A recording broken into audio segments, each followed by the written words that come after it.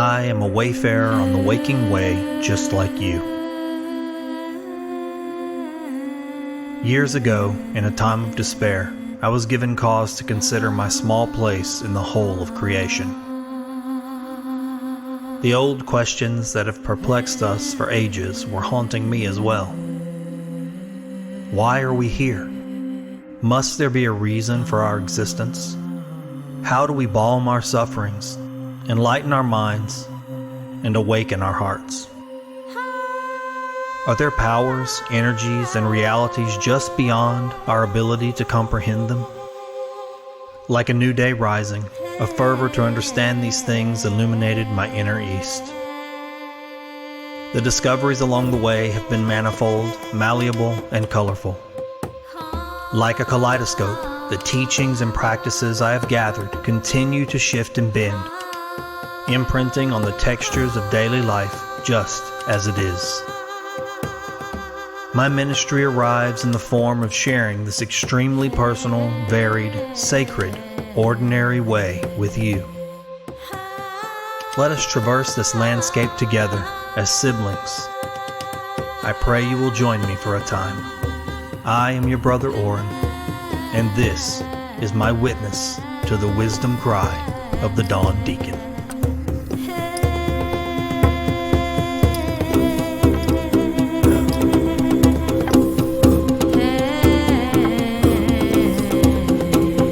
Good morning, my friends. It's been quite a while since we've taken one of these walks together. There's a lot of reasons why we haven't walked together, almost all having to do with me. What changed this morning was actually something that occurred last night. I had a wonderful conversation with a guest on my other podcast, Find the Good News. It's a guest that another friend of mine who also had been on Find the Good News had recommended. His name is Jonathan Stahl. And if you're interested in learning more about him, you can look him up, visit his website, Intrinsic Paths, and soon you'll be able to hear our conversation in the episode I'll be releasing shortly on Find the Good News. In talking with Jonathan, I was able to really openly and honestly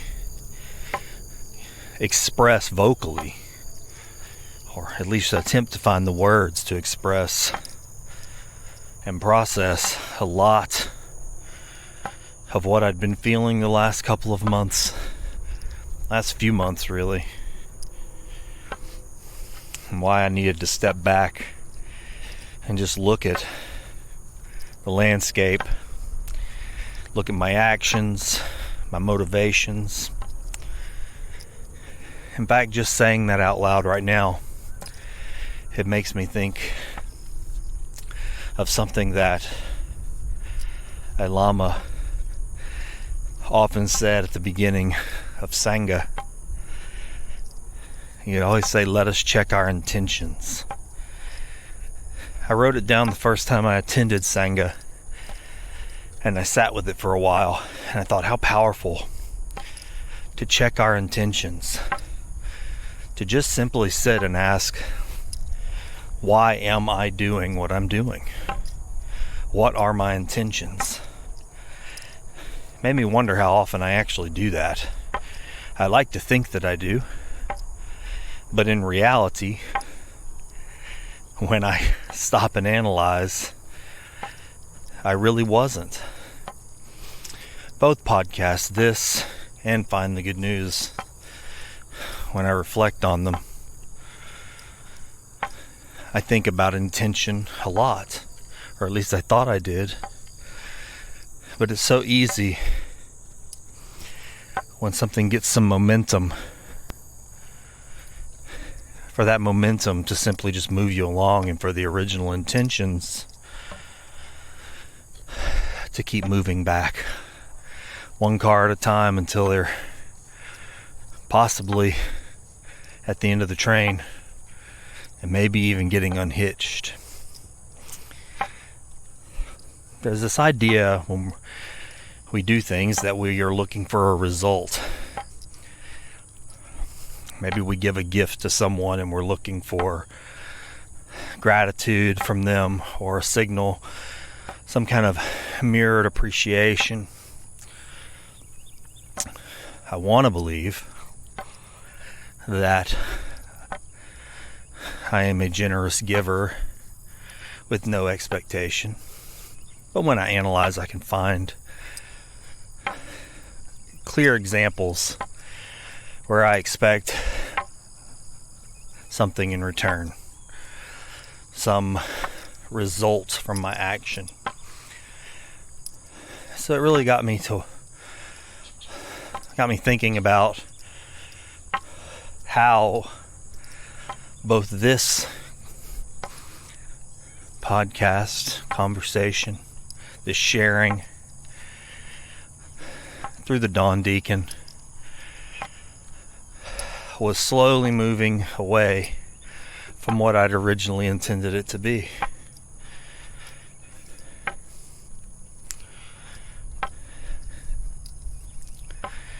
I needed to ground myself again, so I laid this and the other show down just for a little while. I needed to really find out and ask myself why I'm doing it. Now, ultimately, the answer was so different than what I'd originally thought it would be after walking away for a while. You know, if you've listened to either show for any length of time, then you know I've had experiences in my life, and I felt compelled to share them with people. I want to say that it's about helping others, that sharing has everything to do with encouraging others, giving them tools or perspectives or resources. I want to believe that it's altruistic, that I'm giving of myself. The reality, though, is, after analyzing it, is that I'm actually really doing this for me. This actually helps me. If it helps others, that's almost a secondary thing. That is the truth.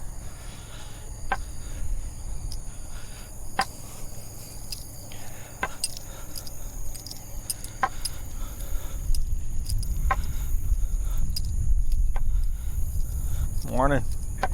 Doing good.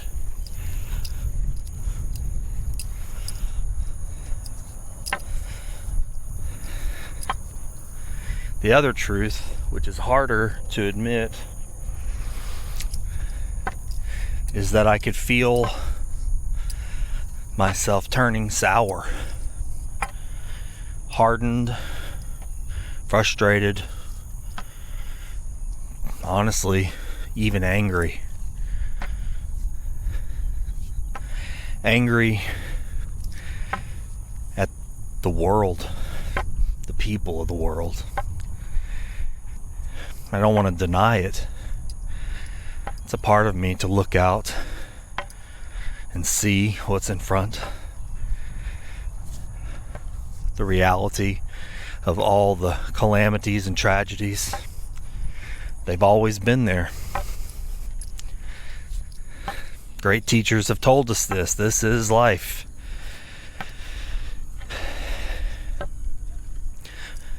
I want to believe. Those words keep coming back to me. It's almost my answer, I find, for everything. I want to believe that we can be better. Do I believe that? I believe we have the capacity. Sure, I see that capacity within myself to be better, to do better, to touch people and the earth in a kinder way, to be a helper, a lever, instead of a drain and a taker, to be a gentle touch, a soothing word, rather than a voice of cruelty, hatred. I have that capacity. And I do believe we all have that capacity. But just because we have that ability doesn't mean that many of us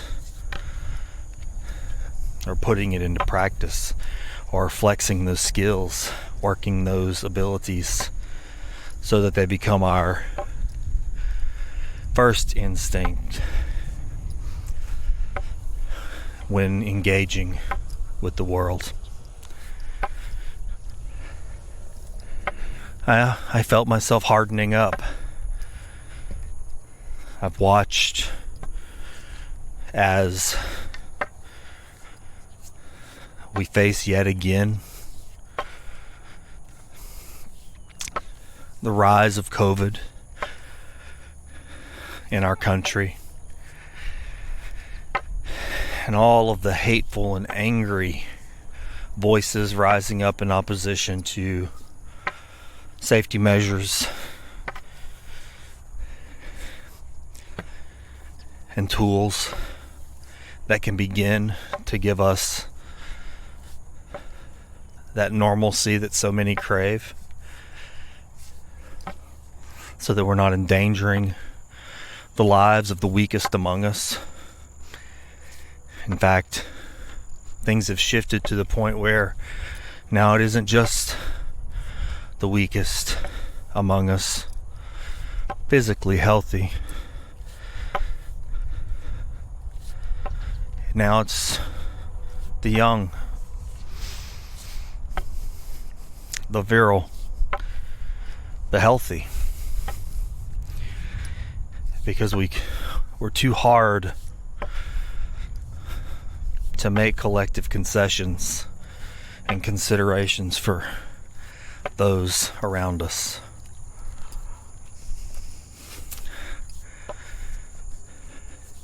Just in the past few days, we've watched a tragedy unfold in Afghanistan.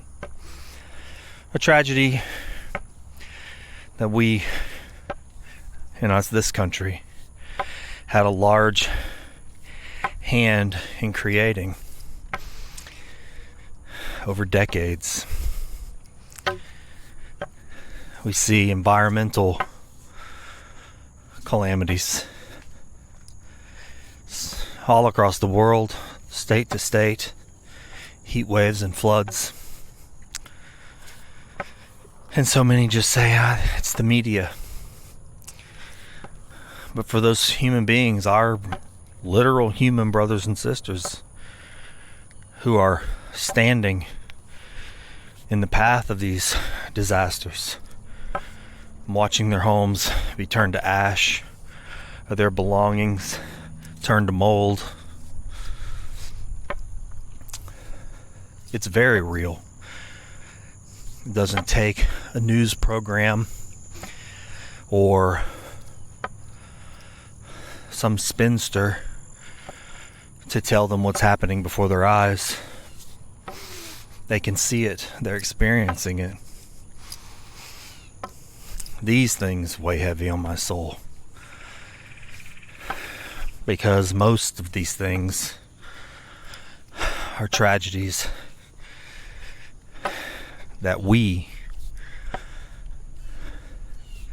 have a hand in the way we live and demand our luxuries. I'm guilty. I live with that guilt.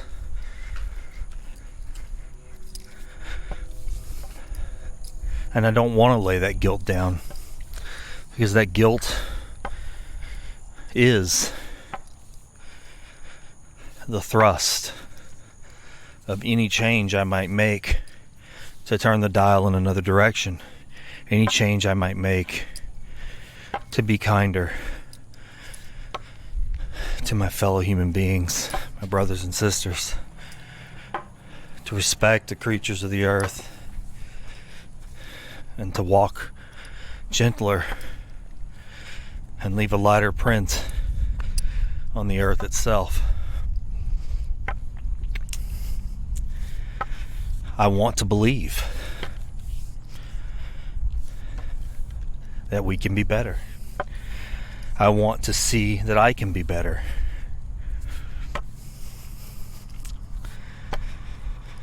But sometimes my own voice is a voice for myself. And that's what I realized in stepping back. Just to talk out loud and to process this interior space that carries so much. To check my intentions. So today, after this long break, I wanted to bring you back on this walk with me as I check my intentions, as I ask why keep bringing people with me on this walk. What's the purpose? Why keep having conversations on Find the Good News, which the stated mission is clearly that I am seeking out good people doing good works. One, I want to be one of those people. I don't want the attention or the fame or the praise or the acrylic awards.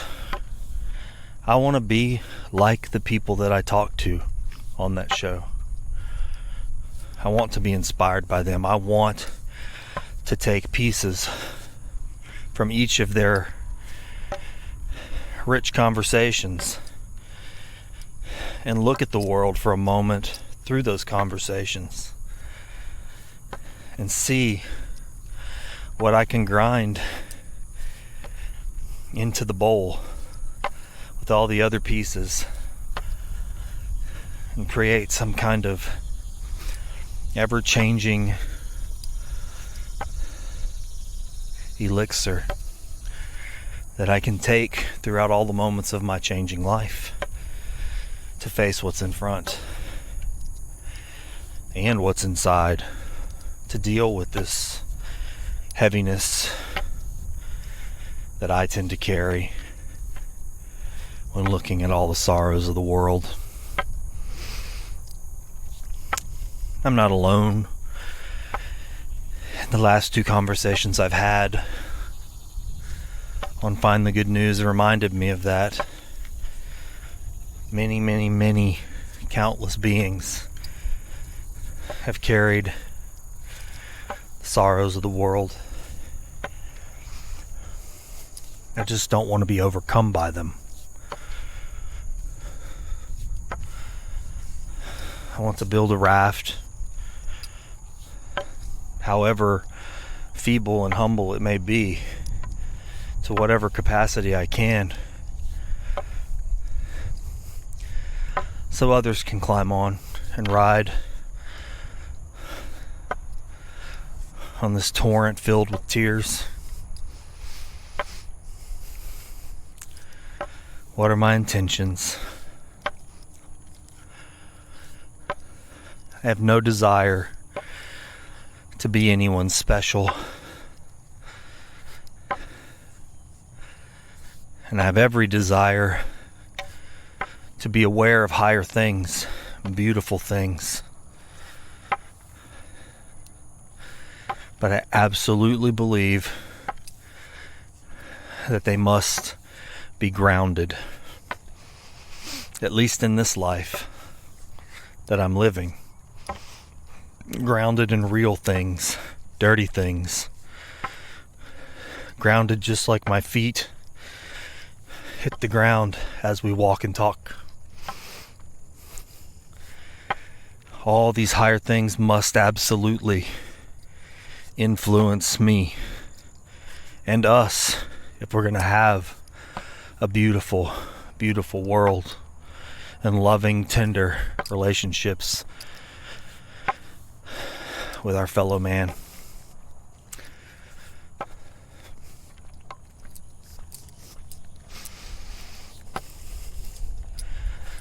All the religions, all the teachings, all the cults, all the programs, all the groups, all of those things have value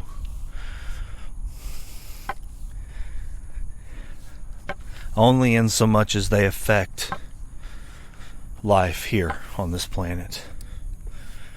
What good are angels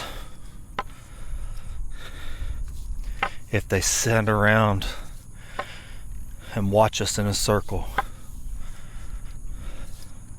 never lay their hands on us to change us so that we can change the world? What good are our prayers if they don't affect us to be helpers, healers, doers, leavers, lovers?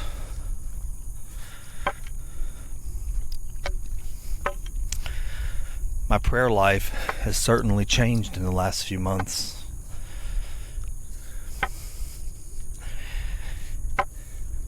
Even my resistance to certain concepts, I found, has built up and calloused. I feel a challenge in my heart when I hear someone say, trust that it's all part of God's plan, or God has a plan. God is going to help them. Ask them for healing.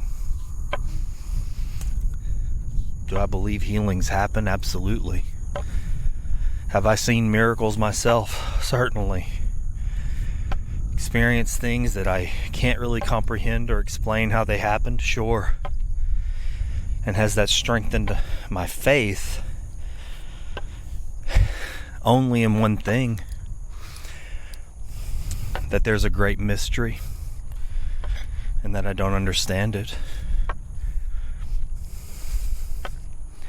More and more in these last months, that's the only answer that I can find firm footing on. And the great paradox of that is that the firm footing itself is no footing at all. It's emptiness. Wispy. It's a phantom. I've watched in the last months parents looking for their lost children, and waterfalls, torrents of prayers telling them that their children would be home safe, that they were covered in the blood of Jesus. They call on the name of Jesus.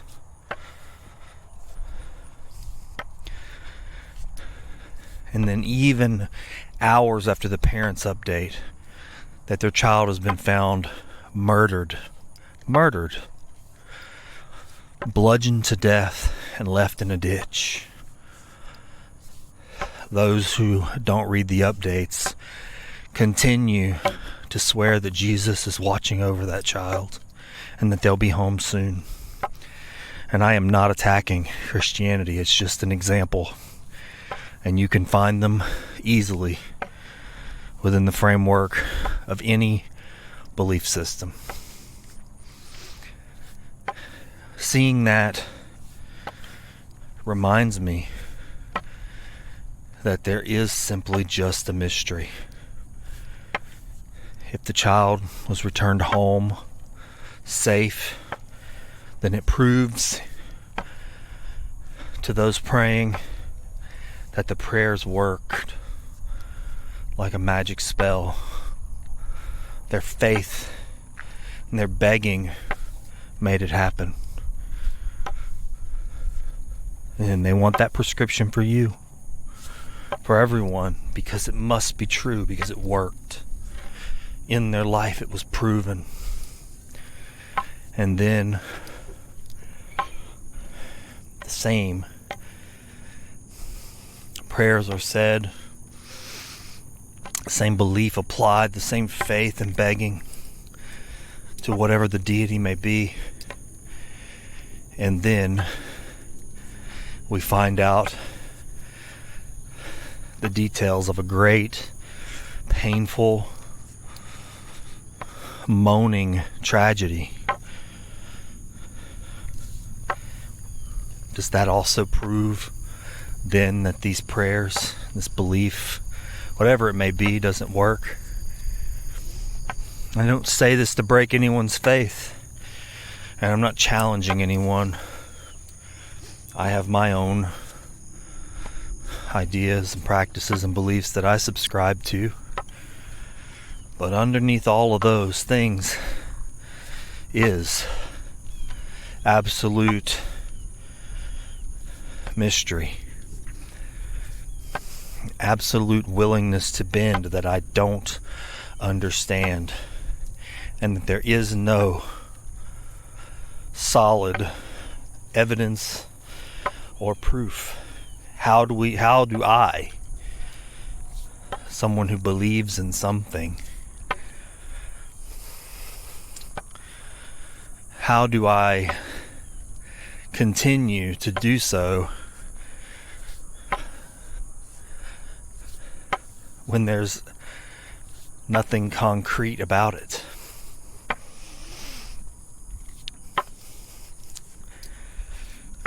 And I suppose that ultimately brings me full circle to what I was talking about in the beginning, the words, I want to believe. Do I? I hope. And that hope is definitely counterbalanced with despair. I hope. But I don't count on it. Does that mean I stop in my tracks, do nothing? Does that mean if we're drowning that I don't move my arms and legs to keep my head above water? Does that mean that I allow those next to me to sink? No. I hope and I despair equally. But there's something different about hope than despair. The hope is eternally buoyant.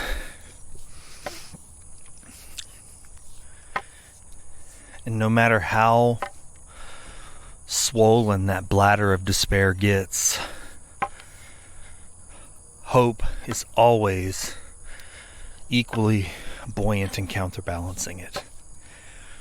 That's just my own experience. It gives me, and many others, the ability to keep our nose above the water, to get the oxygen we need. And what we do when we get that breath.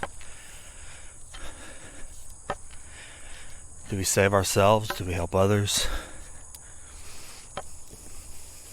I wanted to believe that my first thought was to save others. But the hard truth is that I need to be saved too. I need the air. I need to be buoyant. I need to find my up from down. I need to right myself so that I can put my feet on the earth and walk forward down the path, build shelters along the way, build rafts, help others. For me, it cannot be any more complicated than that anymore.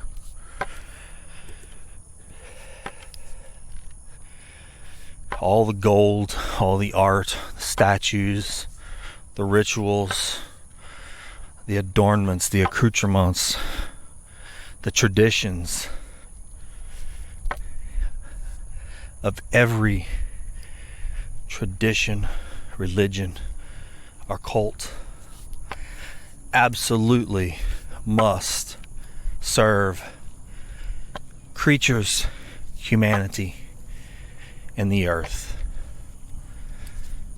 If they lead us away from that, and they're not grounded and rooted firmly on this blue dot,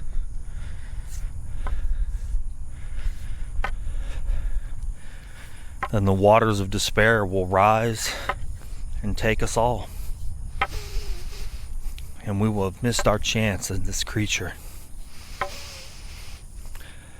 to have done something amazing. These walking witnesses, able to experience and achieve so much beauty, so much good. We live on a grain of sand in this universe that is an absolute paradise with processes built into it to sustain and provide. We have to learn again how to do that, how to work with that, this Eden. We have a long way to go before that could ever be a reality again.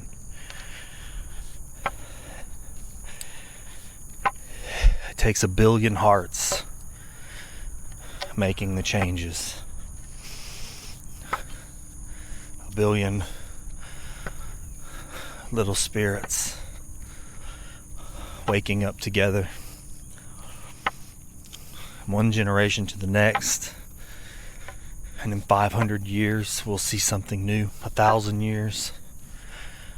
We can't forget. We can't ever forget what we're juxtaposed against. That dark, swollen belly, full of ugliness and pain. And we don't have to look far to find it. I don't have to look far. I only have to look inside myself right now, even as I'm walking, even as I'm saying these things. I know the reality, but I want to believe.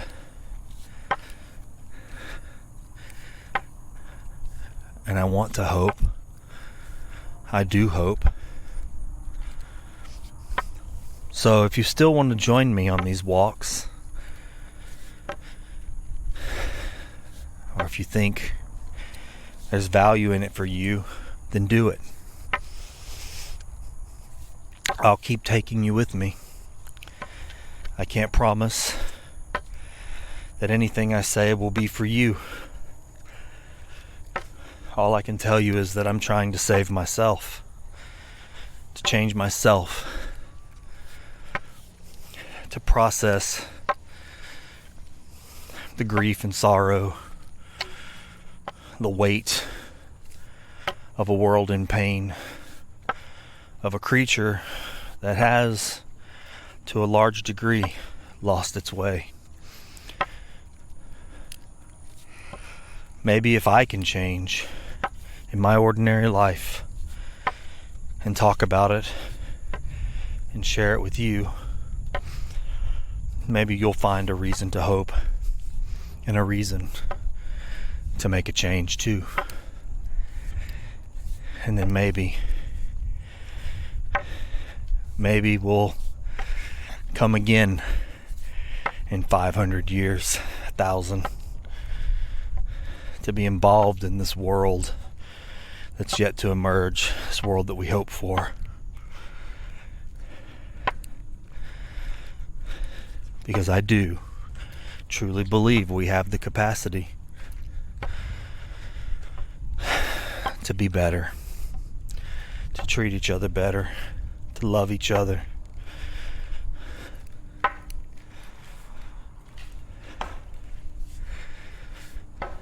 Love one another the best you can. Not just your family and those in your small circle, but those in the larger rings, if you can do it. Just try. I'll try. Thank you for walking with me this morning. May all beings have happiness and the causes of happiness. May all beings be free from suffering and the causes of suffering. May we all rejoice in the well-being of others. And may we all live in peace, free from greed and hatred.